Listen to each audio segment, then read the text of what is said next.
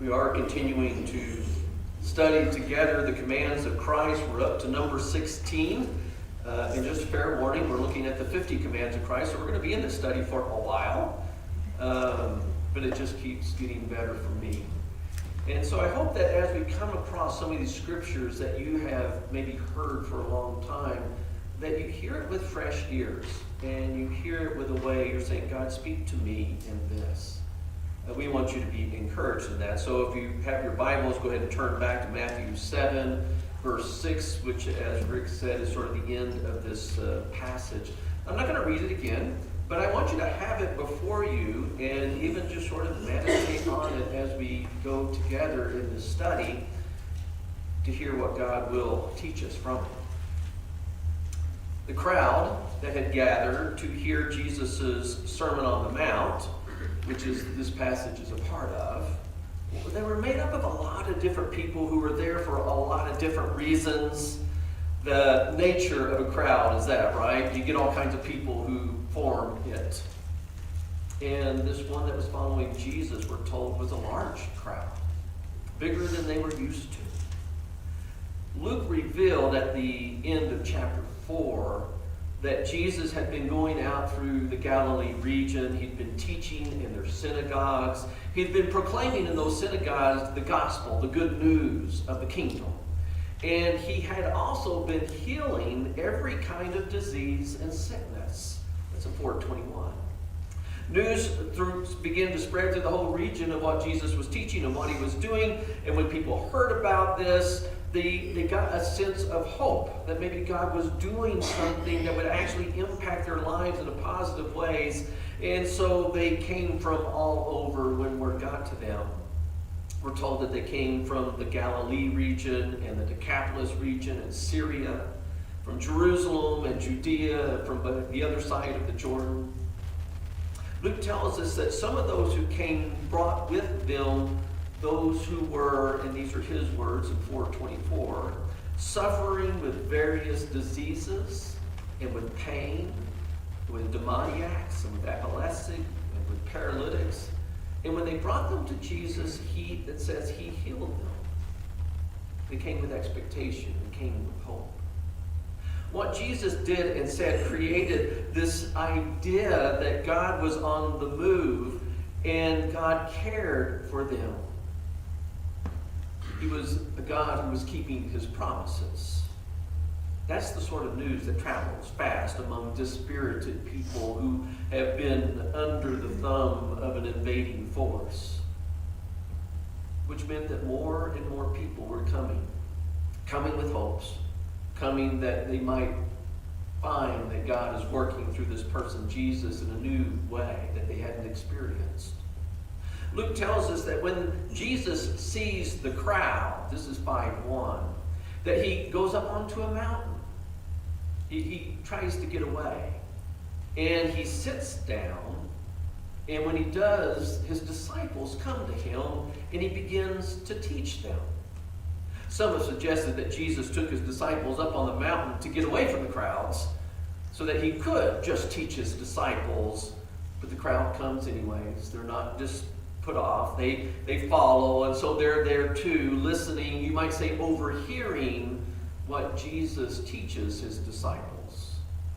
Some of the crowd would eventually become Jesus' disciples, learning exclusively from him. Their word that gets translated into English, disciple, simply meant one who learns. It was not a term that was reserved for the 12, who Jesus specifically called to follow him and learn from him.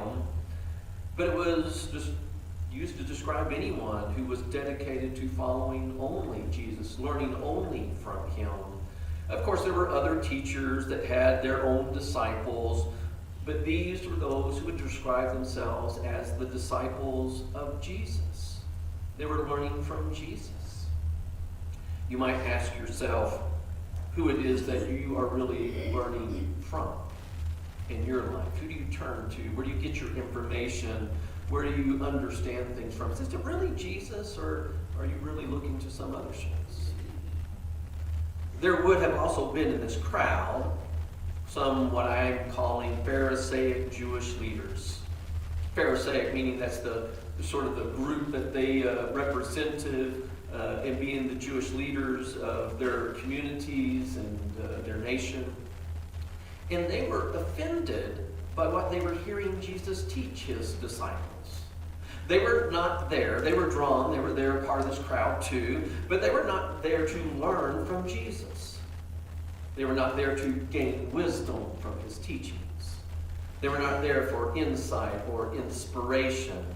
They had not come hoping to be healed by his hand. They'd come there to spy on Jesus, to gather information that could be used against Jesus by their superiors in Jerusalem. Their superiors wanted to prove beyond the shadow of a doubt that Jesus was not who he claimed to be. He was not the Christ. He was not some prophet of God. In fact, they didn't even believe that Jesus and his powers were even from God. And that's why they believed that those who were following Jesus were being led astray by him. And that's also why they were concerned. They wanted to protect this crowd from being led astray by this person. Parents still warn their children not to follow the crowd, right? Don't want to get caught up in them. It's too easy to get caught up with what everyone else is doing and be sort of caught up in the moment of things. Crowds can often run on misguided emotion rather than wisdom. It's hard to maintain your individual values when you get caught in the crowd. You just sort of end up going with them. But not all crowds go in the wrong direction. Parents want their children to run with the right sort of kids. There are even some parents who tell their kids who can be their friend and who can't be their friend, right? Because they're worried about the influence of those friends. They don't want them to be a part of the wrong crowd. They want to be with a group that's making good choices so that maybe they might catch that crowd mentality and make the same good choices. There's safety and security in numbers. There's a sense of community and belonging in numbers. Crowds aren't always bad. But if you're the leader of a crowd, as these Pharisaic Jewish leaders were, and those who made up your crowd start following someone else and they become a part of their crowd, then there's not only that earnest desire that maybe they're hearing the wrong things or being misled, but sometimes some baser motives come into play. Jealousy and insecurity. These leaders were motivated by such things, and so they had a tendency to be kind of harsh, even cruel to those who were following Jesus, toward those who had left them to follow another. And it also meant that they couldn't control them anymore. And sometimes leaders really want to control more than they want to get people to follow Jesus. That's part of the reason that Jesus warned his disciples to be weary and wary of these Jewish leaders. In fact, Jesus would, later on in his ministry, compare their opposition to his way and the truth that he was sharing in the gospel to being a little bit of leaven and a lump of dough. Although they were not many, these jilted Jewish leaders, compared to the multitude who were really interested in following Jesus, who were so interested that they followed him up this mountain. The few, these leaders, would eventually influence the many, this crowd, to stop following Jesus and even turn against him. They would convince them to turn back to their old ways and be faithful to the old Jewish standards. Essentially, they were helping them return to a place of hopelessness. During his ministry, Jesus would call these Jewish leaders some rather negative and unflattering names. He would call them hypocrites and blind guides and fools and whitewashed tombs, a brood of vipers and serpents. Jesus would also make it plain that he did not even consider them the rightful children of God, much less the sons of Abraham. But those who were beginning to hear him and follow him and embrace the gospel of the kingdom he preached were becoming the true children of God. There was in this battle between them going on. Jesus was not entering into the fray because he wanted popularity. He loved these people. He had compassion for these people. He had been sent to save these people. He was essentially battling for their souls because he understood that the battle that he was really in was not against flesh and blood. But it was, as the Apostle Paul would later so well express in his letter to the Ephesians, against the rulers and against the powers and against the world forces of this darkness, against the spiritual forces of wickedness and in the heavenly places. When we understand this spiritual battle being waged on this mountaintop for the souls of those who made up this crowd, then we can more easily answer the question of who Jesus probably had in mind when he warned his disciples about casting their pearls and giving what is holy to dogs and swine at this point in his sermon. Calling someone a dog or a swine was not a compliment back then. Both were considered unclean animals, but for very different reasons. Dogs were viewed as scavengers that ran wild and often formed into dangerous packs. They were prone to some rather gross behavior, eating their own vomit, or eating dead animals if they came upon them, scavenging. And they often believed that in general, dogs were prone to go back to their old nature, so you always had to be a little cautious with them. They might attack unexpectedly. They might bite when they're hungry or mistreated. Dogs would never respond to someone who hurt them in the same way Jesus had been teaching in this sermon, to love their enemies. Dogs don't do that.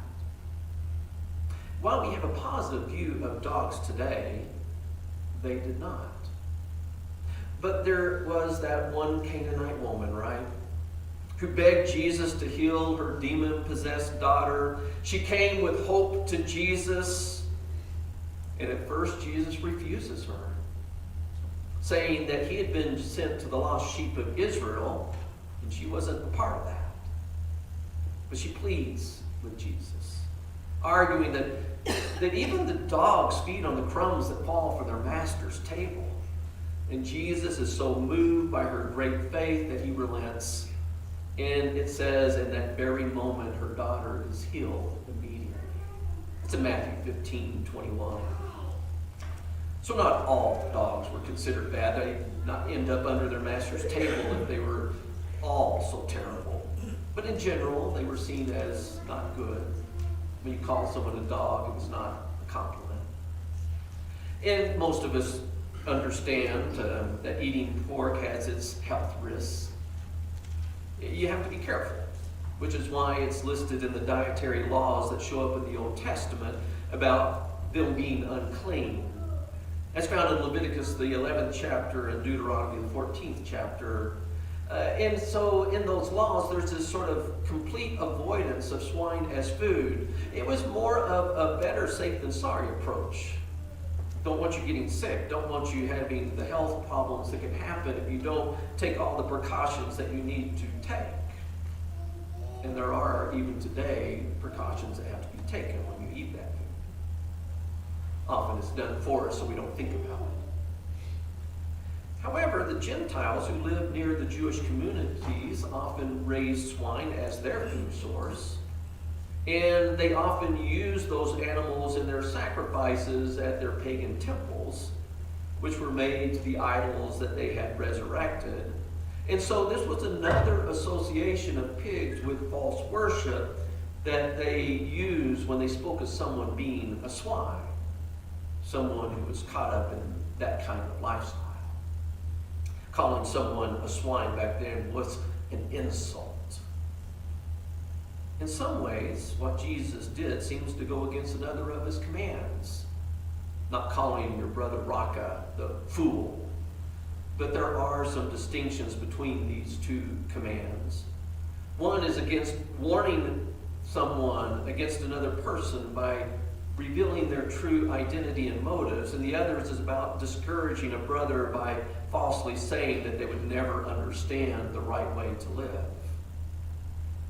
But we'll get to those differences in a later study, so I don't want to belabor it today. Another word in this short one verse that we're studying today that we ought to consider if we want to understand it is the word holy. You're not to give what is holy, right, to the dogs. Their word translated as holy simply meant to be set apart. When an everyday object, say a vessel of some sort, was set apart from its common use to be exclusively used in serving God, it was considered holy. It was set apart for that purpose. And once something was set apart to be used in serving God, it was never to go back to its common use again. It would always be considered something that was set apart to be used to serve with God. This being set apart to serve God concept was also applied to places and people and even time. Certain locations were deemed holy because of God's presence at them. And the interaction between God's people and God in that place, even if it was only one specific event that only happened one time in history. But from that time forward, it was to be considered a holy place. It was not to be used as a common place again. It was set apart for a place where you could have an encounter with God. Like Moses in the burning bush. Hey, take off your shoes. This is now a holy place. Or even the whole of Mount Sinai. It became a holy mountain because that is where God gave to Moses the standard of living for his people. And they considered the temple in Jerusalem a holy place because it was the dwelling place of God. And it's there where they encountered him. It was not to be used for general meetings because it had been set apart for a place to encounter God. And so it was always to be used that way. Set apart, holy. People could also be set apart for God's service. The Levite tribe, the whole of their ancestry, were set apart to be a family from whom God would raise up priests to work in the temple in various ways. They were set apart for this work, and they were not to return to common work. That's why the Levites weren't given a portion of the land. They weren't to go back to working like everyone else because they'd been set apart to work in the temple. Not that there's anything wrong with common work. In fact, there's lots of very good things in common work. But for them, their work had been set apart. They, as a people, had been set apart to serve God. Even the whole nation of Israel was considered holy, set apart by God, because through them, God was going to bring about the redemption of the whole world. It's back in Exodus 19:6. And that is exactly what God did with them. But that work has been done, and now they are to join others who are being set apart by the grace of God and the message that we have in Christ, what we would call the church. We are a set-apart people. In fact, ecclesia, the word church, means to be called out, to be set apart. And there was even certain times that they were supposed to set apart in their calendar to use it as a time to serve the Lord, like the Sabbath day that came weekly, which was to be used for rest and for worship. That's why they weren't to do other things on it. It was a day set apart to the Lord, and so they were to keep it that way. And once that day was set apart, they weren't to start using it for common and regular workday kinds of things. That's why holiness to them, when you go from holy to holiness, meant that a person's moral and ethical character, their conduct, was setting them apart from those who were not following God, not living his ways. The prophet Micah said, you know how to tell that someone is holy, someone is set apart? Then look at how they live. Justice and mercy and humility, walking with God, sets them apart. Its holiness is not necessarily something that is mystical thing out there. It's in those practices in which we follow God. Of course, holiness also meant being set apart because you avoided the common sinful behaviors that those who don't avoid end up being defiled by. So there's something about purity in this idea of holiness as well. Jesus often talked about that. He'll get to it in Mark the 7th chapter as well. Jesus took all of these words that I've been explaining to you to convey one very simple truth. So let's get to what it was that Jesus was teaching his disciples.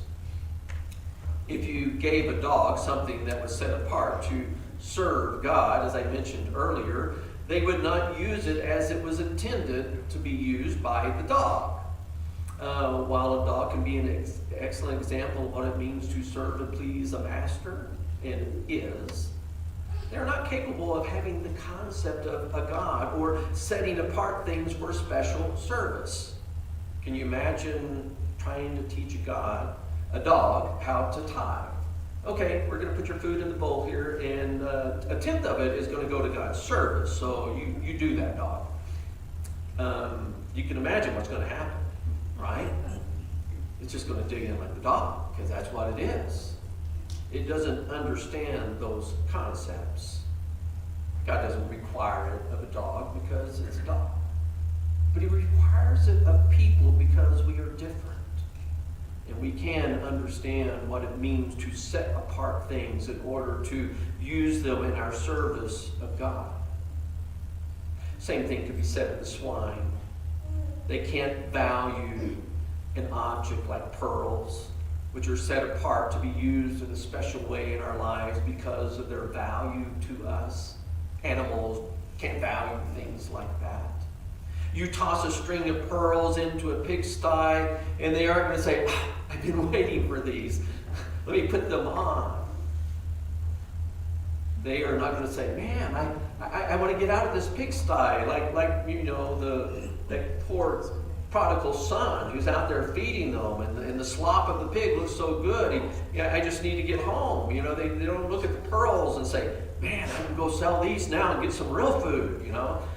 They don't do that because they're not designed that way or created that way, but we have been created in a way in which we can understand the holy and setting things apart in our lives to use them in service of God. When Jesus said that the result of giving holy things or tossing valuable things to dogs and swine, that they would, and these are Jesus' words, trample them under their feet and turn and tear you to pieces, he was revealing a very spiritual and practical truth to his disciples about people who do not see the value or holiness in the teachings that he was giving to them on that mountain. In particular, Jesus was warning them about what would happen if they tried to share this teaching that he was giving to them with their Jewish leaders who opposed him in his teachings. They would not only argue that Jesus had been teaching them wrongly, leading them astray, but they would probably berate and belittle and even punish them for following Jesus in the first place. That's exactly what happened after Jesus' death, burial, and resurrection.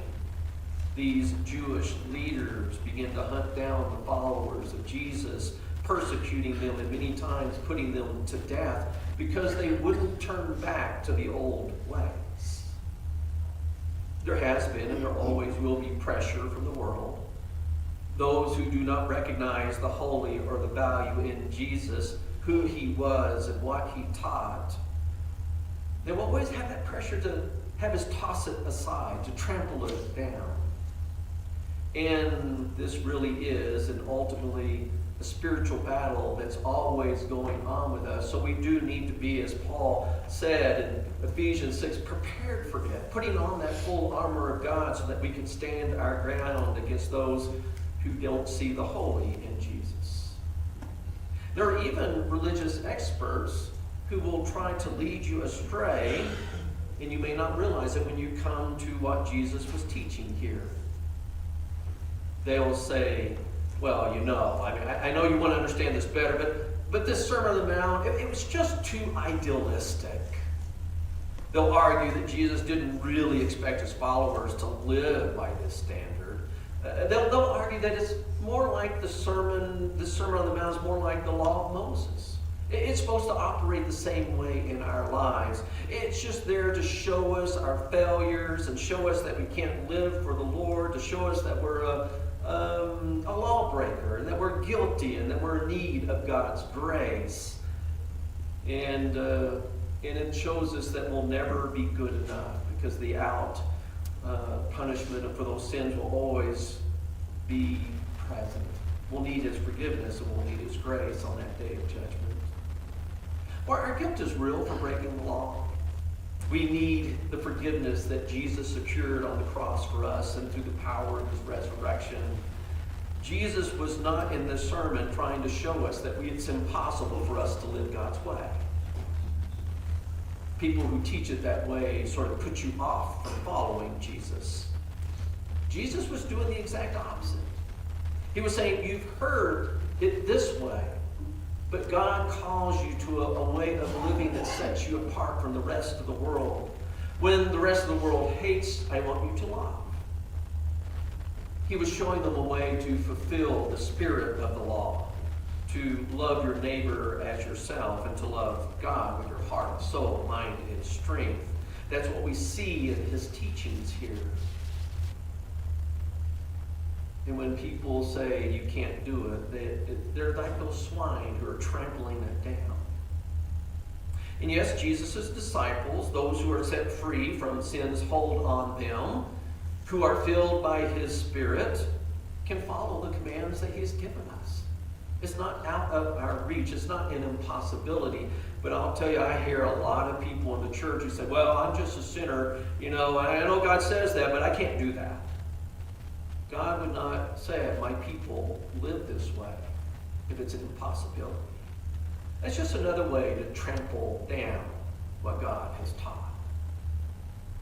We may need grace, and that's true, and we're certainly not going to be perfect, and we need forgiveness. But our salvation doesn't pop in and out with our success or failure. It's grace that sets us apart so that we are free to live God's way. And there, of course, there are those who in their hearts are not really looking to learn from Jesus anyways. They may say that they're Christian, they may say that they're following, but when it comes to it, they really are learning from the world. And so they'll wax eloquently about all the reasons they can't simply live as Jesus taught. And they will attack anybody who says otherwise. When you get enough of those people together, they will form a crowd that goes off in the wrong direction. Jesus said the way is wide, and many are on it that are going the wrong way. And the way is narrow, and few are on it, who are seeking the kingdom way, his way. There are also those people who feel that the Bible is just a man-made book. There's really no God out there. And no one should ever be told that they are going to be held accountable for God for choosing to live a different way. If you cast your pearls of Jesus' teachings before them, they who can't recognize it and don't value it, they'll attack you over it. All of these trample the teachings of Jesus, and they will turn on those who embrace the truth of Jesus simply because we're trying to do it. So we're warned, be careful. Don't toss your pearls. Don't give what's holy to the dogs. Otherwise, they're going to turn and attack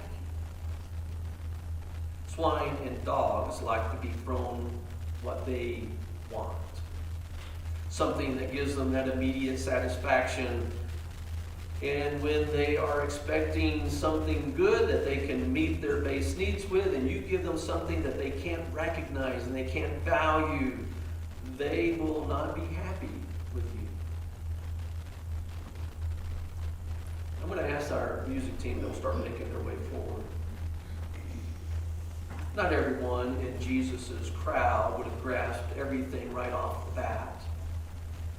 But there were the majority in that crowd who really were looking for something better. They were tired of being hopeless and they wanted hope. And so they were looking and embracing the pearls and what was holy in Jesus' teaching that would set them apart. And they were ready to begin this journey of following Jesus. And I think that for the most part, most folks today, like the majority of that crowd back then, when we come to Jesus, we're kind of like the people in that crowd. Remember how he started? We tend to come with our pains, and with our sorrows, and with our failures. We come with our troubles and our hurts, our brokenness. And we come with hope that we might be healed by his hand. And it is the truth that are on those pearls, and it is the truth in what is holy that brings to us mercy and grace and forgiveness. And that is what we receive from his hand, because those are the good gifts that Jesus gives to us. When you share it with those who come that way to what Jesus said, they will embrace it. They'll see the wisdom of it, and they'll eagerly start taking the steps of living as Jesus calls them to live. And as they do, just as you have experienced, their lives change for the better. We're testimonies of it. So we're going to close in a sense of giving thanks to God that he has given us hearts and ears to embrace the holy and to see the value of his teaching. And we are going to commit ourselves to ever more fully follow him, to be his disciples. Would you please stand?